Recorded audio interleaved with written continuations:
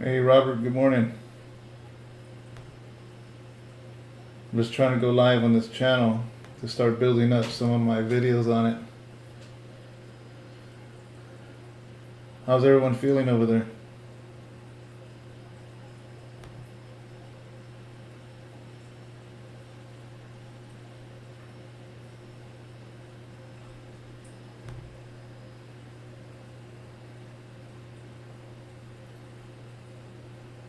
I'm just checking my computer, but I'm gonna get on this thing right now.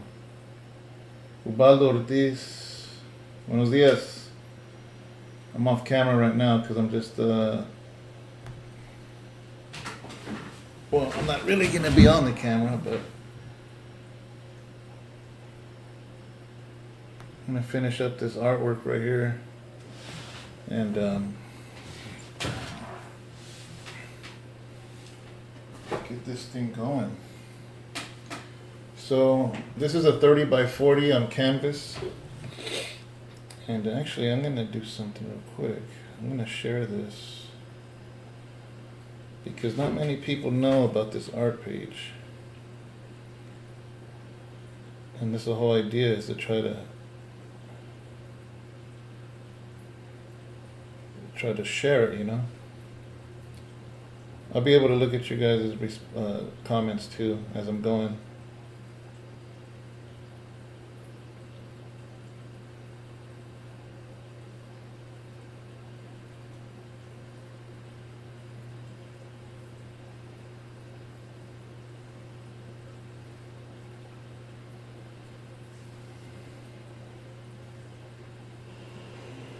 All right, I got that one.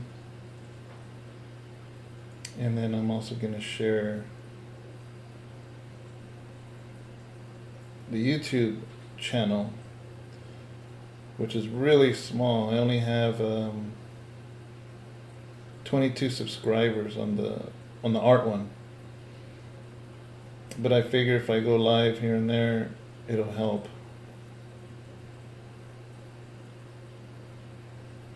The YouTube. Oh, but I just want to share that. And then I'll look at your comments if you left any right now. Okay.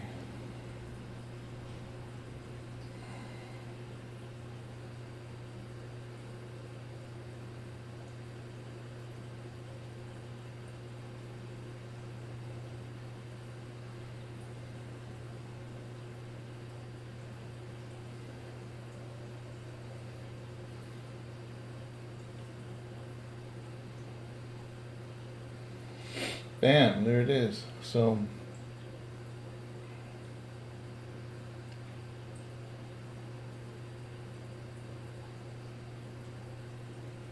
let me see now.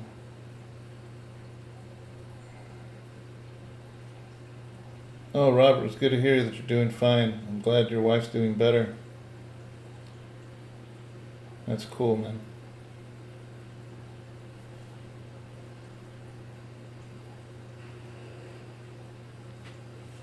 Yeah, so my main thing is actually this was actually an old painting, not this one, but the original. And Brother Dale from church said, I really like this old painting. Is there any way you can reproduce it in your style? And he said, because the old one was, you know how those old pictures look kind of yellowish and the colors didn't really pop that style back then. And he goes, I want it bright though, I want it colorful. And and then the three characters were smaller. He goes, I want them bigger, closer, and bright, you know, and the colors popping. So I chose this 30 by 40 canvas. It's a canvas wrap. I'm not sure if you can tell, but it's real thick. Usually you don't frame a canvas wrap because you're able to just to paint all the way around the edges, but Dale does want it framed. So that's fine. There's no reason not to, you know. But man, I'm really happy with the way this is coming out. There's all these trees are not going to be bare. There's actually, that's what I'm going to be working on now, is filling these trees up. This tree up here, and these trees, and these trees, and these trees. Fill that up. put some more white on the robe of Jesus so he pops. And then where the sun is hitting right here, it should be brighter at the bottom of his gown, or whatever this thing is called, robe, I mean, sorry. That way it looks like the sunlight is hitting this area here, so I have to brighten that up to give that effect. And other than that, there's a corner here you probably can't see, but there's some stuff I got to do there. But I probably won't get to that till tomorrow. My main thing right now is I want to fill these trees up with leaves. And it's funny because a lot of times people think like, man, you got to draw all those leaves one by one, and actually no, it's an illusion. It's the brushes that you use and the tones, the dark tones, the light tones that gives it an effect of many leaves, you know. So yeah. So let me check something here. Okay. Phyllis, you're there? Man, you're all over the place, Phyllis. How do you find this stuff? Oh, I just posted it on the other page. Duh. Never mind, sorry. So, I'm just going to finish this. And I know, here's the thing, man. There's a lot of people that are quarantined right now. I don't know if it's like that in your state, but here in California, probably this week more than any other week from all the other months, I personally know more people that have COVID or waiting for test results from COVID this week more than any other week. Everybody, so many people at home, they're not working, they're not going anywhere, they're just staying in their home, being safe, trying to be mindful of everybody else out there. So I'm just like, and at the same time, I'm trying to build up this channel and let people know what I do here. So I'm like, oh, I might as well just go live. That way, in case you're bored, tired of not watching Netflix or whatever it is we're watching, you know, and just want to get into this. So I might as well start, right? Okay. So let's see. I'm going to start with the furthest trees first. This one back here. Yeah. Cadillac, huh? Okay, so I want to start with a dark color first.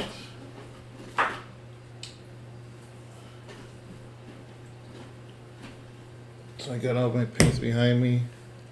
I kind of don't like this name because it's awkward, but it's actually really called Hooker's Green Hue. I don't know. I just call it green. I don't want. It's weird. But it's not dark enough. So I'm going to mix a little bit of raw umber with it. Raw umber is like a dark brown, like a coffee brown. Just to darken up that green. Actually, here's a new one. I forgot this one's empty pretty much. And I have a Hooker's Green Deep. This one is dark, but look, I'm running out. I think I have a new one somewhere in here. But there should be enough in there to be fine. And just in case it's still not dark enough,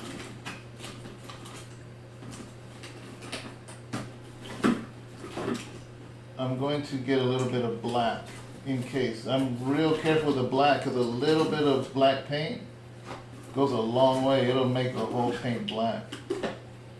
If I could, I guess I should have located my paints before going live, but oh well.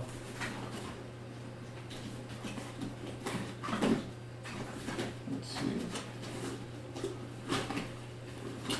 Where is that black paint?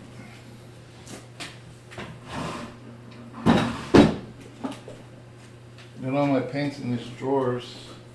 That way when I'm not painting, they're out of the way. Or else it'd be a mess in here all the time. Don't want that. I can't find the black paint, so I'm gonna mix this and hopefully it's enough. If not, then I'll just have to continue looking for it. So here's the green. I'm gonna add some. Let me try to do this up here. So my daughter got me this for Christmas. I had a different one and it was all marked up. So There's the green, Hooker's green. Sharon's at work, sis. She gets off in an hour.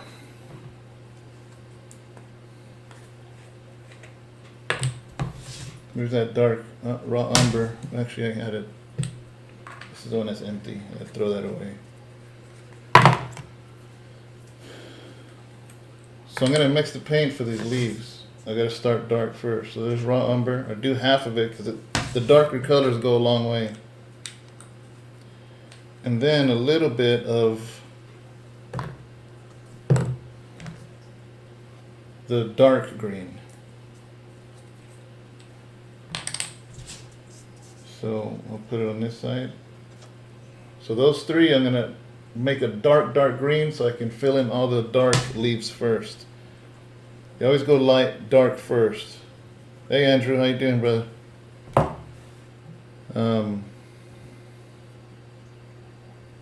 Let's see here.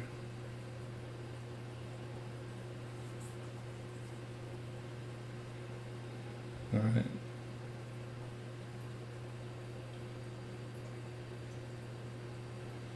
Sponge trees. Oh yeah, this is basically the same thing, like a sponge tree, but you do it with a brush. I'm using a flat brush, which is like just squared. There's different style brushes. Like this is a fan brush. This is a small flat brush. Same thing, squared edges. So I'm going to use a flat brush. Another thing, you see this? I'm going to use this to mix my paint. So I'm going to mix these up. That way I can mix them. I don't want to use my brush to mix them because then the paint gets into all the inside deep into the brush and it's harder to clean out. So look how dark green that's coming. It's really, really dark green.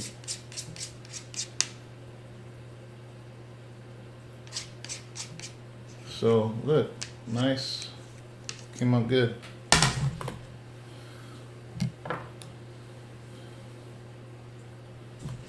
So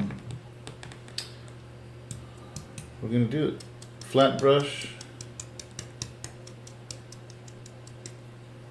And start filling in. Can you see that part? There you can. Guys, remember, anytime you do trees, it's never gonna look good at first because it's built up in layers. It's all just layers. And if you try to get it to look right with one color, you're gonna be very disappointed. Because it has to be in layers. That's how you make it full. So I'm just dabbing with the flat brush here and there, leaving some space in between, or else it'll just be a green blob.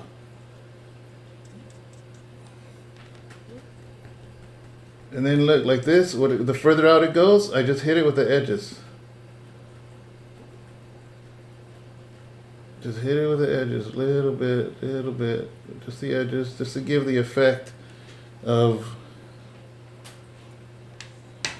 leaves.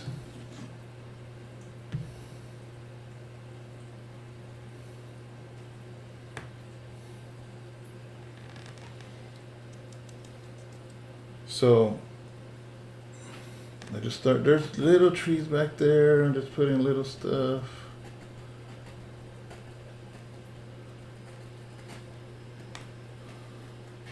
I'm gonna start talking like Bob Ross. There's a little squirrel at his home back here.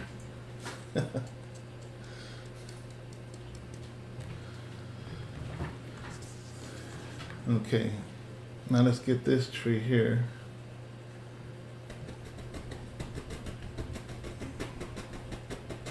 Since it's a little closer, I'm letting the brush hit harder to give the effect of like kind of bigger branches, bigger leaves, because we want the effect that that's further, this is closer, and this one's gonna be huge. I'll use a bigger brush for this closer one, so that way it matches dimensions. Like, okay, it's bigger, you know.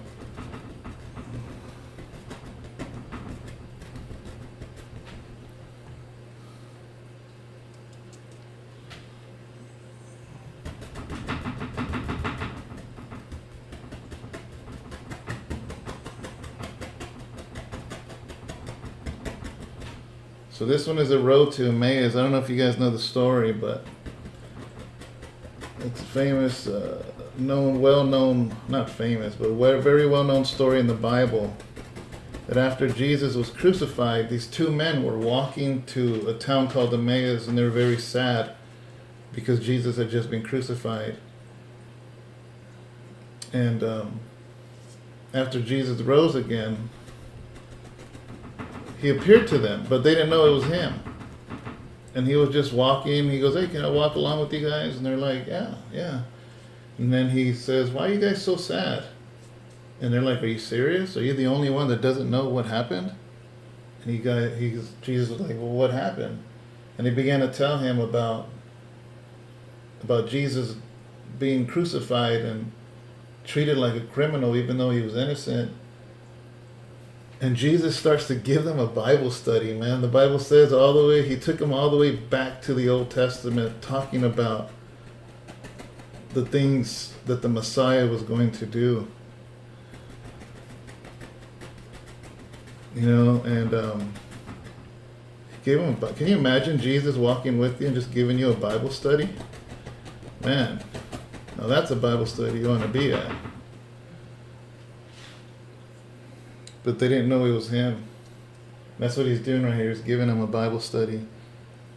And the Bible says that he told them all the way from the beginning to the present time.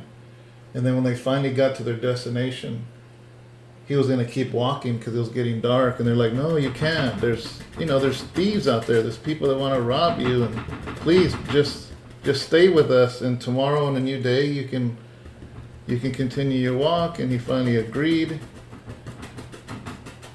And when they served him dinner, he grabbed the bread and blessed it. And the moment he did, they recognized it was Jesus. And Jesus disappeared. And they were talking amongst themselves, saying, "Man, how did we not know it was him? Didn't our hearts burn as he spoke?" And that's why I always tell people, when the Lord spoke to you, when your heart just burns, man. Okay. So this leads all the way up here. So guys, what I'm doing, I'm using a straight brush. It's cornered edges. And I'm just filling this in. So you got to remember, when you fill in trees, it's going to not look good at first. It's going to look like dabs, exactly what it looks like, because you have to fill it in. What I'm doing is filling that one in, this one in, the closer one, the bigger one. But first I got to fill it in with all the dark. This is what's going to be the shadows. You want to have space in between, but once in a while, you do kind of fill it in to give the effect like it's thicker in those areas than others. So, like for instance, you can see the sky through it, but here and there, kind of fill it in. Nothing wrong, because if you look at a tree, you'll see parts where there's so much leaves you can't see the sky, and then there's other parts of the tree where you can see the sky. So you got to hit it in between. If all you do is dab and leave space the whole time, it won't look real. But if you blob the whole thing and you can't see the sky on the other side, then that won't look good either. But you pick and choose here and there where to fill it in. And once you start adding other greens on top of it, it'll start to fill up and actually look like a tree. So, let's see here. I'm just checking the live. Okay.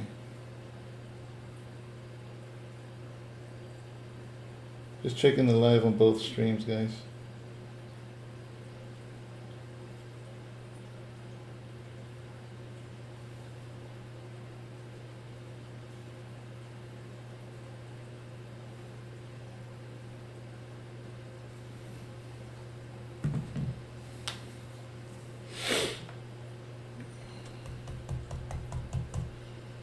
Okay. There's a lot of brush down here too, like a big giant bush. So I'm just gonna fill this in.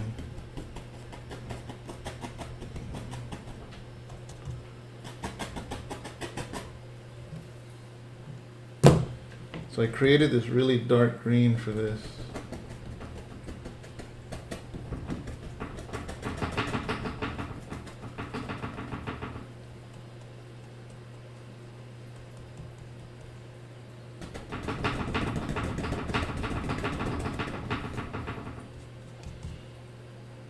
When I do the lighter greens though, each tree is going to be a slightly different, or else it'll seem like one big blob. Also, if you really notice when you go out to the woods, the forest, not all the trees are the same green. They're not all the same green shade. They're all green, but some are more gray, some are greenish blue, some are yellow, some are a little orangish with the green. So it's a trip how even when you're driving through the mountains, you can see, even though there's 1,000 trees on that mountain, you can almost tell each tree apart from the other because they're slightly different shade, you know, and you got to keep that in mind. Right now, like, because I'm just doing the dark, this is what's eventually going to be the shadows.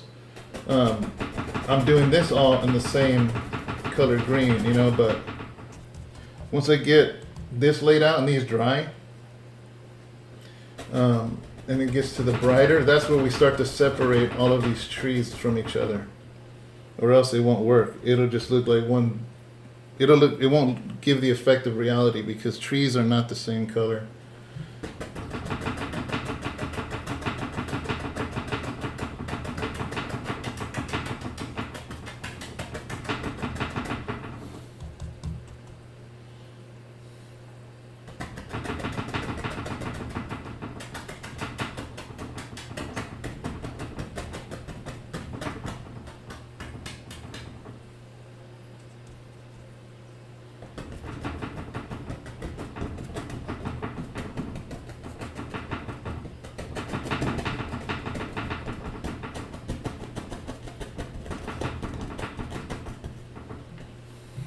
Okay, that's filling up pretty nicely. Another thing too is when you do trees is you almost want to overcompensate because you start to feel like, man, that doesn't look right.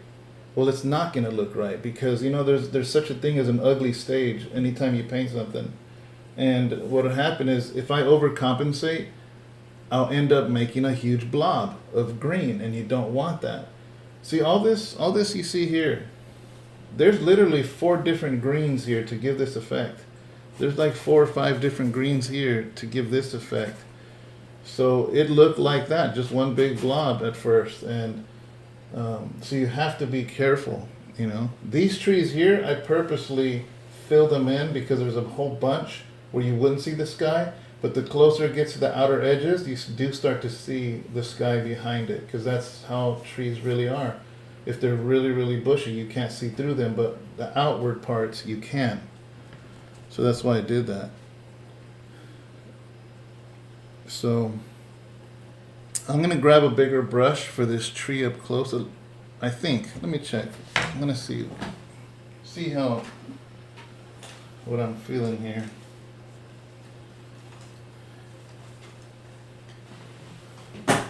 Maybe I'll use the same. Well, no, I can use this one. If this might be too big, actually. Yeah, that's too, I was gonna use this. Look at that. That's a little exaggerated. Okay, this one. So this is the one I was using, but this one's a little bigger, which will give the effect of, you know, that one being closer. That'll be cool.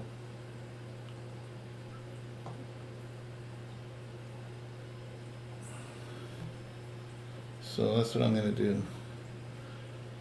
So this one doesn't harden. I just drop it in water. I have this thing on the bottom that cleans them. You don't really want to leave it in water, not for a long time, because you'll ruin the brush. So you just kind of washed it. Or else you end up with a whole bunch of dirty brushes. So just dry it off. This is the one I was using for that. Bam. So now I can put this aside and it's clean. So now I'm going to use this one. See how that works out for the bigger tree.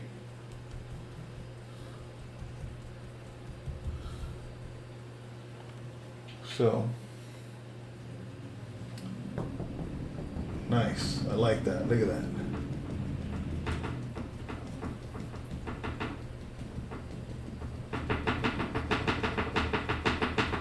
Remember, we just want to, man, I like that. I like the effect it's giving.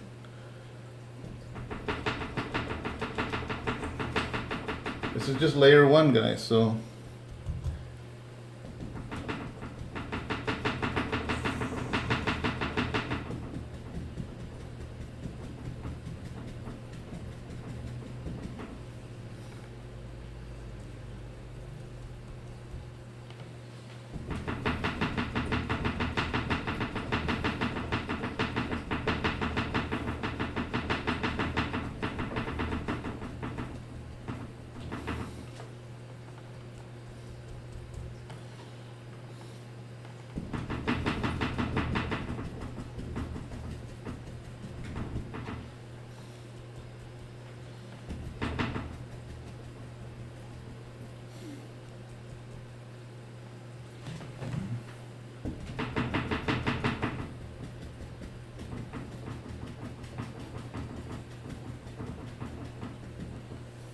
Nice. That's looking good, actually.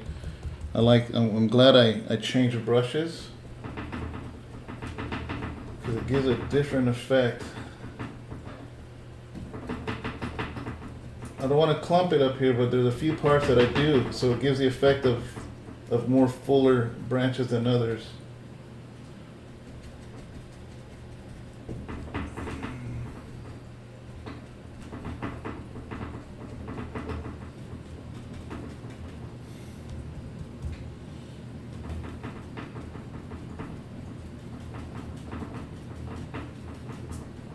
I do want to fill the top up, because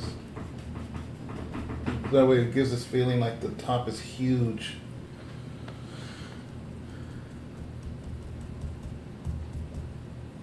So I'm going to put some over here too, coming out from here.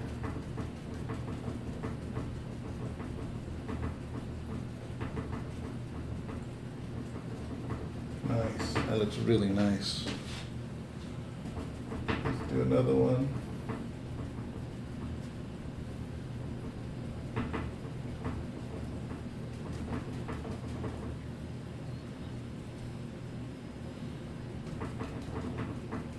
I'm gonna put it kind of dark here, because I want the effect like this. It's so many leaves that you can't really see the sky around it.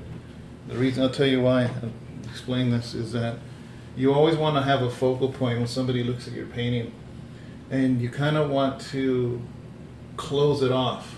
By closing, see, like this closes this edge off. They're walking that way, so it closes this edge off. There's bushes here, it closes this edge off. And those trees, so what happens, it forces you to look at them. And then it forces the eye it forces you to kind of like go through and travel through. And then you look at the sky. And guess what? It brings you back. So you always, I'm not saying, I always do this, I'm learning too, man, is you always want to create a trail for the eyes. And so you purposely paint something that's the first thing people are gonna see, that's cool. You know, and it's like you just kind of follow through. So by closing it off, it doesn't let me look and then go off that way, because it's blocked. It doesn't let me look and go this way and keep going, because this closes it off.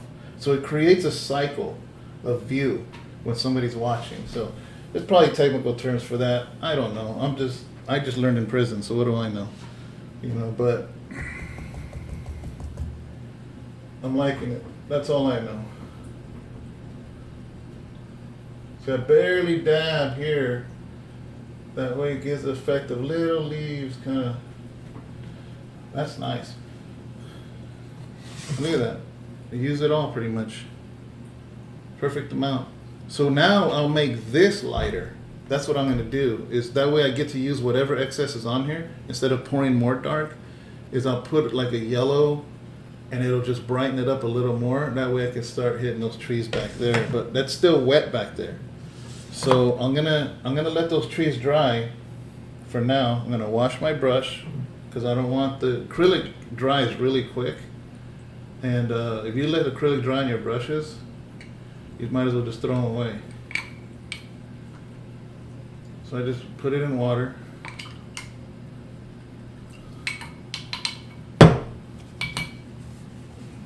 Dry the brush off.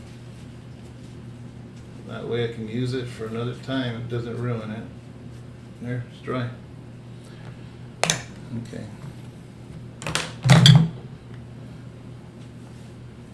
So, let's see here. I'm gonna work a little bit on his, well, yeah, this row. Because the sunlight's hitting here, so this part should be a little, this robe here should be a little brighter than the rest because the sun is hitting that bottom part. So,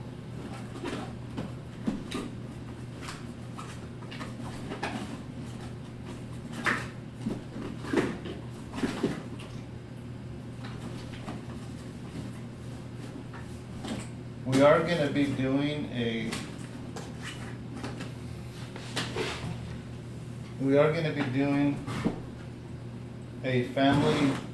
oh, here it is. This is a leaf.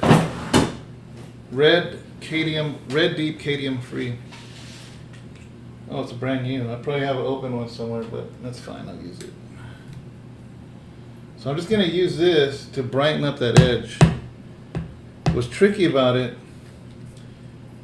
is the other day I tried making this brighter by adding white and it made pink. And that's not really the tone I wanted.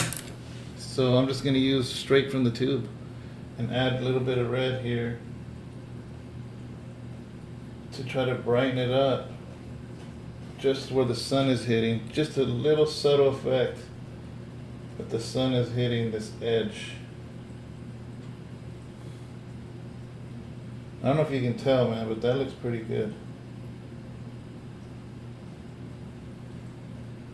I don't want to go too high. I just want that edge brighter than the rest.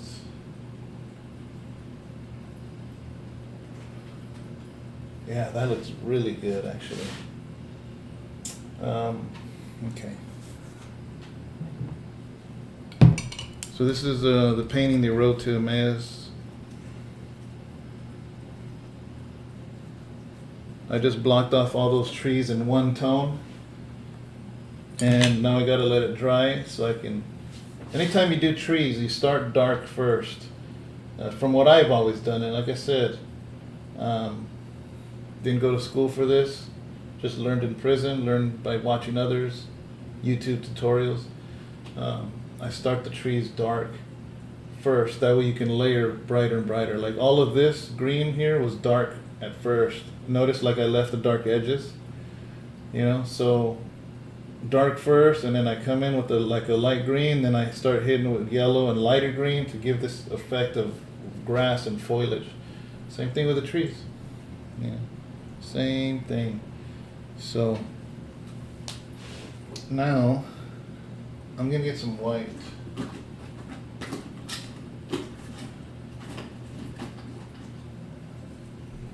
Titanium white. I personally like the paints from Hobby Lobby. I used to use Liquitex, this brand, but this brand is very watered down, so you'll have to put like 3 or 4 coats just to make it where it's not see-through, where this is 1 or 2 coats. It's thick body, so Liquitex make basics, which is good to start off with, but like I said, it's really watered down and thin. There's a next brand of Liquitex, which is like this. This is heavy body, so it's thicker. But honestly, this Master's Touch from Hobby Lobby, I like it better than Liquitex because I'll compare it to peanut butter. You know, have you ever tried putting peanut butter on bread and it just rips the bread up? That's kind of how some of the paint is, but this Master Touch from Hobby Lobby is like the smoothest. It'll just glide over the bread and not mess it up. So this is perfect. I like Master's Touch from Hobby Lobby. And usually every other week they're 50% off. So like this whole tube, look at this, actually. This tube's $19.99. Heavy body. The Liquitex, oh, it doesn't have the price on it. I believe this one was like $15 or $12 compared to $20 for this, and I got this 50% off. So I got this big old tube for $10. Alright, so now what I'm going to do is highlight some of the robe of Jesus. Just on the bright parts, I want it to really pop where it's white here and there. I purposely am not using white on anything on this painting except his robe and a couple clouds. Because I want his white to pop. And if I use white here and white there, it takes away the effect. But by adding white just to him, he becomes the focal point again. It goes back to where you want the eye to go when somebody looks at your painting. And I can't put too much, just here and there, just real. The more you put, the less it'll pop. I know it doesn't, it sounds like the other way, like, oh, if it pops, then you should put a lot of white. No, it actually does the backwards effect. So I just chose a few places here where I'm putting white. I purposely, even though he's in the shadow, he's in the shadow, he's in the shadow, he's in the shadow, but here, I just, Jesus is never in the shadow. So, in my painting, he's defying the logic of shadows because he's the light of the world, so that's why I'm doing that. That looks pretty good. That looks pretty good. Let me get this edge right here. Little touch right there. Yeah, that's just enough. I don't want to use white on no one else, just him. So, I got that highlight going. Dip my brush in water, because you never want to put brushes with acrylic paint to the side or else you'll ruin them and never use them again. Acrylic basically turns into a hard plastic. And use your brushes and immediately dip them in water and dry them off. Look, I just use this for the trees and look, it's perfectly dry. There's no residue on it or anything. Oops.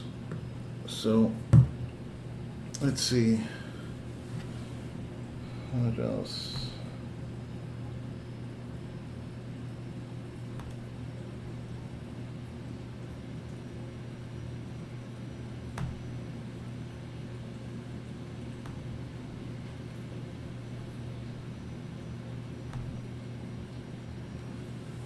Can't really do nothing much because the trees, I don't know if you can't tell from where you're at, but they're still wet. It's shining and I don't want to ruin it. So I might stop for now. But I just wanted to share with you guys this painting I'm doing. This is specifically for Dale, but I am going to make prints of this. I have somebody in San Francisco that's already interested in one. It's going to be about half the size. So imagine it cut in half and then this way. It's going to be available next week. So I'm going to finish this up this week. I thought I'd finish it right now, but there's no way I can do it without ruining the trees. So I'll probably either finish it later on today or tomorrow. And then I have to take it in to get prints made out of it. It'll be a very limited edition. I'm probably going to make like 25 of these. And then, as you know, I get them custom framed by Gabino. Gabino's going to frame this one also when it's done. And like I said, so I'm going to make 25. There's already one person interested in San Francisco. It's not even done yet. He says, dude, I want it. I want to make sure I get in on it before you run out. So he has first dibs on the number 1 print. So I always number them 1 to 25 as they order. So if you get the number 5, you know you were the 5th one to get it. So they're going to be $225 for the print. It's going to be about this size or so. That's besides the real thick custom frame by Gabino. Yeah, so I guess that's it, man. I can't really do nothing much until more of it dries. Thanks for hanging out. This channel, make sure you subscribe to it. If you're not on the YouTube, if you're watching on Facebook, make sure you subscribe to the YouTube. The same thing, David Rocha Art. We're going to be doing a class.